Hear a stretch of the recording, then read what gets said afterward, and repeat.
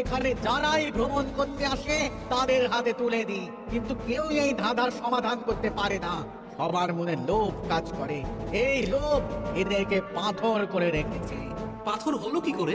একটা মানুষ এসে মুখ ভরা লোভ নিয়ে আধা পুরো না জেনে পাথরে হাত দিলেই সে পাথর হয়ে যাবে।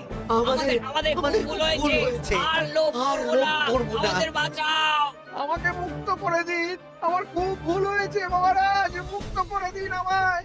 তুমি এখানে আগে এসেছিলে, তাই তো আগে এসে ভাবলে নিজেই একা একা গুপ্তধনকে হরপ করে নেবে। এদিকে তোমাকে না দেখতে পেয়ে আমাদের কত চিন্তা হচ্ছিল। যারা লোভী তারা কারো কথা ভাবে না, শুধু নিজের কথা ভাবে। আমাকে আর একটা সুযোগ দিন, আমি আর লোভ করবো না মহারাজ। ও, তোমার কথার কোনো দামই নেই।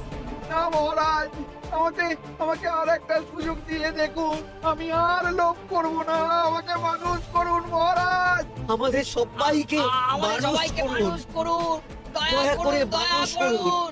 যজ্ঞরাজ, এদের আপনি ক্ষমা করে দিন। ঠিক আছে, তোমাদের আবার মানুষ করে দিচ্ছি। আহ আহ বাঁচলাম, বাঁচলাম। এইরকম বারবার বাঁচা যাবে না, কিন্তু এবার সাপ ব্যাং যাই হবে না কেন ওইভাবেই থাকতে হবে, এই আমি বলে দিলাম। এবার আমার মুক্তি। মুক্তি নেবার আগে আরেকটা প্রশ্ন, যে ডাকাত সর্দার তার সম্পত্তিকে রাখার জন্য আপনাকে যক্ষ বানিয়েছিল, এই সম্পত্তি তো তাদের, আমরা তো নিতে পারি না। লোভ বড় খারাপ গোপাল, অতিরিক্ত লোভ মানুষকে পশু করে দেয়।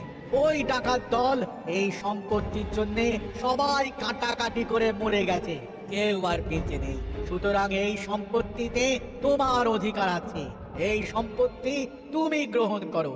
নিলাম আমি, কিন্তু এই সম্পত্তি মহারাজকে আমি দান করলাম। ডাকাত দল জনগণের সম্পদকে লুটেই তো সম্পদ। ভিডিও ভালো লাগলে অবশ্যই লাইক এন্ড সাবস্ক্রাইব করতে ভুলবেন না।